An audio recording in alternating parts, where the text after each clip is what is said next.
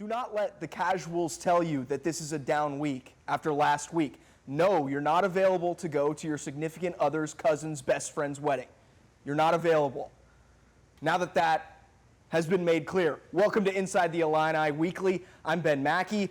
We've got a lot to get to. Jam-packed show here today. We're going to recap USC, the win for the Illini. They needed it badly. And then we're going to preview Purdue. Georgia, they have an Alabama problem. Can't beat the Tide, no matter where the game's played. And then Oregon goes into the whiteout, silences that crowd. We're going to look ahead to Week 6 slate.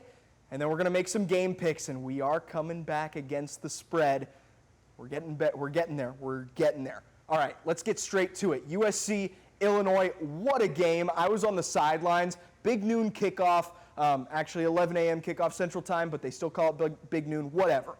34-32, a hot day and a gut check win for Illinois. They get blasted on the road against Indiana, and they come back home against a ranked team, a good USC team, and they beat them. 34-32, walk-off David Alano kick at the buzzer, crowd swarmed the field. It was a sight to see. The sky was falling, and the Illini are alive again. All right, the biggest thing that came from this game was that they kept Luke Altmaier upright. He had time. He had time to throw. You're seeing it here. He had time to stand back in the pocket and dissect the USC defense. We told you a week ago that if they were going to be able to win this game, it was going to have to be through the air. And they were really good protecting Luke Altmaier and giving him time to find some guys and let those guys make some plays like Caden Fagan did here on this screen pass. He housed it right to me. A lot of fun to be at that game if you were in the stadium. So Illinois wins it. They kept Luke Altmaier upright. He was only sacked one time. Again, a couple of weeks, or last week against Indiana, he was sacked, I think it was 7 times. He just had no time. They talked about how his eyes were focused on the line of scrimmage and not downfield. Not the story against USC. He was able to keep his eyes on his targets downfield. They also were finally able to run the ball. Congratulations to the offensive line. You can see Luke Altmaier's stats. Like I said, they kept him upright, and he was able to pick apart that USC secondary. But they ran the ball as well. And we have not really seen that all year from the running backs and the offensive line. There's just been no holes for those backs to try and break through. And they were much better at that Saturday against a good USC defensive line who had really shut down the run pretty well throughout the first couple of games of the season. You can see the differences here. They're not going to jump out to you, but 4.9 yards per carry against USC is really efficient running.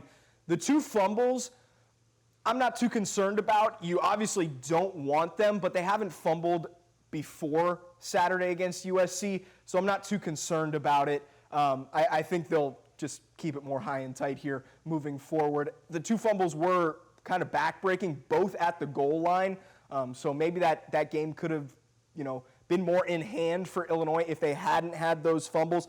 But props to the offensive line. They were getting a lot of heat, and deservedly so, for their performance to start the season. Really bounced back against USC. And, Brett Bielema, he talked about after the game how he knew his team. He knew how they would respond. We just had to see it. Roll it, guys. I thought our guys since last Saturday to where we are today have just responded internally, externally, showed me a lot about who they were. The part that really gave me satisfaction during the course of this week is I know my roster better than anybody in this country, right? Like, I know who they are, I know what they represent, I knew how they would respond. I saw them during the course of the week. I saw them hurt. I felt myself hurting, but I knew we could respond and do well, and I thought we'd play pretty well today. I thought we really did a good job of handling some things that happened during the game with some adversity. Yeah, they really did handle the job, and they needed to have this game against USC. And the bounce back that we saw from Illinois on Saturday shows you that they're coached by a really good coach, and they're a really well-coached team, is because they didn't hang their heads. They didn't let one game define their season and turn into 2 like I asked them about last week. They didn't let that happen. They beat a really good USC team. Defensively, they were okay. They played the run really well, and that was one of the concerns coming into that game was USC is really good at running the ball. They've got a couple of really good backs, Wayman Jordan specifically, and he got his yards. I think he ended up with 94, 95 yards. So he got there throughout the course of the game, but they really bottled him up and made them really grind out drives. There weren't any explosive plays from that USC offense on the ground or through the air, and it made them really work to get points on the board, and that was all day. You can see that this was one of the trick plays that would have been explosive to Machi Lemon, but it got taken away because of an illegal man downfield call. So maybe a break there for Illinois, but overall I think the defense played well. They said that they really were okay with giving up some yards on the outside, and we saw that come to fruition in that game against USC, 364 pass yards, but the rushing yards, only 126 yards. And I think sometimes you're conditioned to think that, anything over 100, probably not that good. No, giving up 126 yards on the ground to a team like USC is a pretty good day for your defensive line and linebacking core. You were going to give up pass yards. Jaden Mayava played really well. He really did. He's a young guy, but he played really well. And then Machi Lemon on the outside for USC, he was just torturing Illinois all day long. Anytime they got into a 3rd and long or sometimes 4th and long scenario, just throw it up to Machi Lemon. And guess what? He would come down with it. He was really good, and I was very impressed by him. He's a shorter guy, but he'll go up and get a ball. He was kind of torturing Illinois on the outside all day, but again, there were no real backbreakers that USC was able to put on the field against Illinois, especially late in the game when Illinois' defense, really needed to try to get some stops. Even though USC was able to move up and down the field, they still made them work for it and take time off the clock when Illinois had that lead. And Dylan Roziek, he had an interception in that game, and Miles Scott, of course, who's the captain, they spoke after the game and said, yeah, this is more of what we wanted to see from our defensive group. Guys were just able to fly around a little bit, you know what I mean? We were in some plays that allowed us to just, go out there and be players, and you know what I mean? It just, at the end of the day, we were able to, be physical. We were able to just to tighten up the gaps where it wasn't much to run, and when there was space, we got them down and made them play another down. Everybody just doing their job, that's how it's supposed to be. If everybody just does their job, we will make plays like that all the time. So I think they had the highest scoring offense in the country, in the last 4 games. But we know what we're able to do on our side of the ball, so we're just trying to make them adjust to us. So a huge win for Illinois. They keep it at 1 loss, still in everything for the Big Ten championship, the Big Ten race as a whole, and just a really impressive win for the Illini coming off that loss against Indiana, against a pretty good USC team. All right, let's get to around the country. Let's start with Alabama, Georgia. This was a big one down in Athens. And again, Alabama beats Georgia 24-21. This is a good game. Alabama was ahead for the entire game. Georgia was trying to claw back really after the first quarter. After Alabama had opened up a lead, they couldn't really extend it, but they were really playing from ahead the entire night, and they were able to hold off Georgia in the end. Ty Simpson, he was really good. And we talked about last week that Georgia, if they were able to run the ball against Alabama, that they would win this game. Well, they ran the ball really well, and they did not win the game. 227 on the ground for Georgia. That is something that you would think, if I told you last week that Georgia was going to rush for almost 250 against Alabama, will they win? 99% of you would have said, yeah, they're gonna win if they run for 227 against Bama. But they didn't, and Bama really didn't run the ball well. They really couldn't get anything going on the ground. But how football is, a lot of the times, if you have really good quarterback play, you're going to be able to overcome a lot of those shortcomings in other aspects of the game. And that's what Alabama got from Ty Simpson.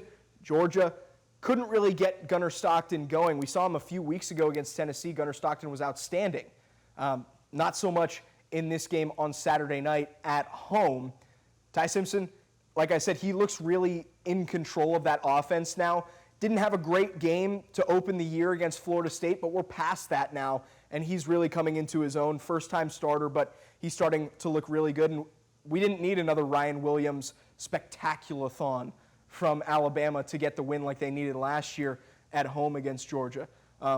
He just spread it around to a lot of their guys. And Gunnar Stockton, like I said, he just couldn't really get anything going. Now, they were running the ball, so he didn't have to throw it a lot, and maybe that was part of why he couldn't really get into a rhythm throwing the ball. But again, Ty Simpson, he was the reason that Alabama won this game because they needed him to play well.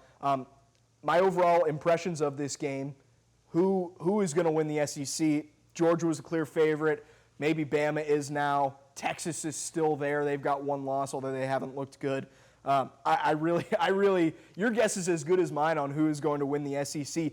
But the Dogs do have a Georgia problem, so if they make it to the title game in Atlanta, they don't want to see Alabama. Kirby Smart, 1-7 versus Alabama.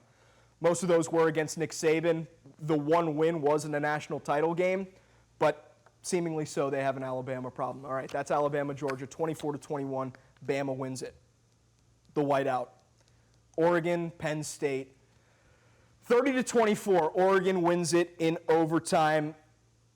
This is just the same story over and over and over again for Penn State. We try to talk about the winner here first on this show, but this game to me is all about Penn State.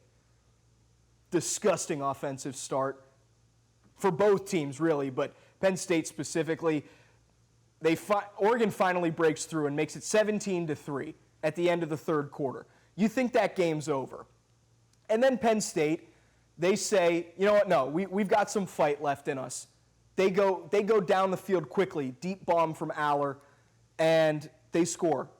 And they score again, tie it up, 17-17. You have some hope now, Penn State fans? Stupid. Don't be stupid. Of course, why would you have any hope? Here, you have some hope. Here's a game-ending interception from Drew Aller. It's just the same thing over and over from Penn State. I said last week that I was done with Dylan Raiola, who, counting stats-wise at least, is much better than what you're seeing there. If I'm done with Dylan Raiola, I have to be done with Drew Aller, don't I? I mean, it's been 3 years of the same story, and it's not all his fault. It's really not. But when you look down at Missouri and you see Bo Prabula, who transferred from Penn State, running all over the place, it makes it a lot harder. And you know, I don't get fooled by the arguments that say, well, he didn't really have a lot of time. Okay, Dante Moore didn't have a ton of time either on the other side, and he played a lot better than Drew Aller did throughout the entire game. And he's a much younger player. He was really impressive to me. Loud crowd, screaming the entire game, and he was calm and cool and collected, was Dante Moore. Really his first true big-time road start, and he made a lot of plays. He made some plays with his legs. He made a lot of plays on the scramble drill, finding DeCorian Moore, who's a true freshman wide receiver that was kind of giving Penn State fits on the outside. Really impressed with Dante Moore and with Oregon as a whole.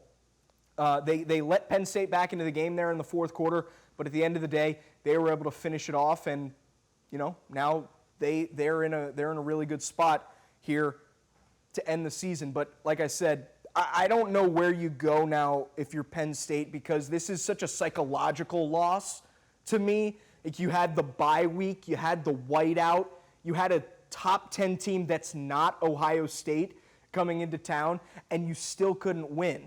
And you built for this year for 4 years. Psychologically, I don't know how Penn State bounces back. I'm sure they will. We've seen them do it before. But when you see Tony Rojas, who's a linebacker for Penn State, on the field after the game, being consoled by a coach, and him yelling, I can't do this anymore. Yeah, I think that's how a lot of Penn State fans feel, and it is pretty frustrating. I'm going to do the Penn State-Ohio State prediction now. It's that game is played November 1st, so pretty much a month straight away. You can just keep it on me. Penn State will be 6-1. They'll rise to about number 4 in the country. At that point, they drop to 7. Ohio State's going to be 7-0 and number 1 in the country. It's going to be an ugly game, low scoring, maybe like 10-7 heading into the fourth quarter. and Ohio State's going to score with under 3 minutes left to win the game. That's the Ohio State-Penn State preview a month early. James Franklin says that he won't let a few losses define his career. Well, he doesn't get to decide that, and I think the losses have already defined it, at least up until this point. I just don't know how it changes at this point. 4-21 against the top 10. All right, we've got some fun games this weekend as well. Let's get to our season record. I mentioned at the beginning, we're creeping back. We're creeping back. We're 8-6 straight up now. We've taken a step back straight up. We started hot there. But now, hey, 500 against the spread. I've heard rumblings from Vegas that they're worried that we're getting too hot here on this show. 7-7 against the spread. We'll try to have another winning week. All right, Vandy and Bama. If you had told me 2 years ago that College Game Day would be heading to a Vanderbilt game against Alabama, definitely wouldn't have believed you. When you talk about Vanderbilt football, a lot of the times people just throw up Diego Pavia, and for good reason. He does everything for that Vanderbilt team. He's the leading rusher as well as the leading passer, obviously, at quarterback. But Eli Stowers is a really good player on offense for Vanderbilt as well. You should keep that name in mind. He's a really good tight end. I think he could win the Machi award this year. And you know, Diego Pavia is a really good player. He's going to get his yards. He's going to move the ball really against any defense. He's what drives this Vanderbilt team. And he's going to have to do it again against Alabama. They did it last year. That game was at home. This one's on the road in Tuscaloosa, so a little bit of a different scenario. Can he do it again? Alabama coming off that big win against Georgia. They come back home, maybe a little letdown spot, but then you remember that Vanderbilt beat them last year. There's no way that Alabama lets this be a letdown spot. The Vanderbilt defense is pretty good too. They're a little bit up and down, a little inconsistent, but they're a pretty good force there on that side of the ball. And the biggest difference for Vanderbilt the last couple of years is that offensive line and defensive line, they look like SEC players now. They have the SEC size and the SEC nastiness to play those positions. So maybe the Vandy defense can get to Ty Simpson. Maybe they can. They've gotten to the quarterback pretty well so far this year, and they've taken the ball away. And those are the kinds of things that you have to do if you're Vanderbilt, if you're going to win a game like this. And we already talked about Ty Simpson here earlier in this show, but like I said, he's playing really well. He has full control of that offense. He knows where to go with the football, really poised in the pocket, and hasn't thrown a pick yet. So he's played really well so far this year. Let's get to the prediction. I really like Vandy, and I think they probably should be ranked even higher than 16. But for all those things I mentioned, that Alabama could be in a letdown spot usually, but they lost to Vandy last year, I think they're going to come out and smoke them. I think Diego Pavia is good for 3 WTFs every game. Whether those are good things or bad things are to be determined until you watch him play. I really enjoy watching him play. He's really fun, but sometimes he does things that what are you doing? And sometimes he does things that you go, what are you doing? How did that work? If he gets all 3 of them in a positive way, maybe Vandy can win this game, but I'm going to take Bama to win and to cover the 9.5 points at home. Miami FSU, this is a big one in the ACC. Big one in the state of Florida, obviously. Miami's risen to number 3 in the country. Florida State, they're coming off a road loss at Virginia. That's not something that you would have expected after they beat Alabama in week 1. Ruben Bain is the best player in this game. He's the defensive lineman for Miami. You don't always want to talk about the quarterbacks. Man, when this guy shows up, you better be running for your life, and that's what Tommy Castellanos might be doing here in this game. He's been outstanding. He's a really good run stopper, and he can also get to the quarterback, and he forces takeaways too. He's been really, really good. Like I said, he's the best player in this game, probably the best player in the ACC, maybe the country, probably not the country, but he's a really good player. He can absolutely wreck the game for the Miami defense. And of course, for Miami, Carson Beck is playing outstanding. The offense is really clicking for them as well. Like I mentioned, Florida State, they're coming off that loss to Virginia. They're coming home. They're wounded. They're in gotta-have-it mode. They could have 2 ACC losses here if they lose to Miami before, the first week in October ends. I think there's too much on Tommy Castellanos' shoulders right now for Florida State. He just has to do everything for this offense. I would like to see some more production from the Florida State running backs because Tommy Castellanos is, if not the leading rusher, he's like right there. And of course, he's trying to throw the ball all over the place. And, the offense really has not been an issue at all so far this year for Florida State. But I think in games like this, they need to have some sort of outlet for him so he doesn't have to have every single play on his shoulders. And I know that's expected when you're the quarterback at a school like Florida State. But it would be nice if some running production could help him out a little bit. Prediction. I just think Miami's the better team here. It is a rivalry game. FSU needs to win it. Doak's going to be rocking. It's a night game in Tallahassee. I just think Miami's better. So I'm going to take Miami to win. For those reasons, rivalry game really, part of it. I think FSU will definitely keep it close. It's going to be a tough game for Miami either way. I think FSU keeps it close, and they cover the 4.5 points at home. The game that now everybody wants to hear about, Illinois and Purdue, the battle for the cannon. 48, 46, and 6, all-time lead for Purdue in this series, so really close. Illinois cannot afford to let this be a letdown spot. They can't afford it. They already have a loss. Cannot afford to take Purdue lightly. I don't think they will because of the nature of last year's game. Remember, that was 50-49 in overtime. Illinois won it. Let's talk about Purdue. Ryan Brown, he torched Illinois last year. He played really well. He had near 300 yards passing. That Purdue offense moved up and down the field against Illinois in Champaign last year.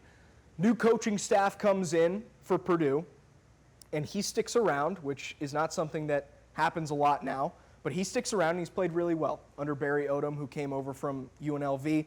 The one thing about Ryan Brown, he'll throw a pick if you let him. If you bait him a little bit, he'll throw a pick. He's been protected rather well here in the early going, only 9 sacks in 4 games. But I think that's, for something that Illinois is pretty good at, of taking the ball away, I think that could be something that really helps out Illinois here in this game.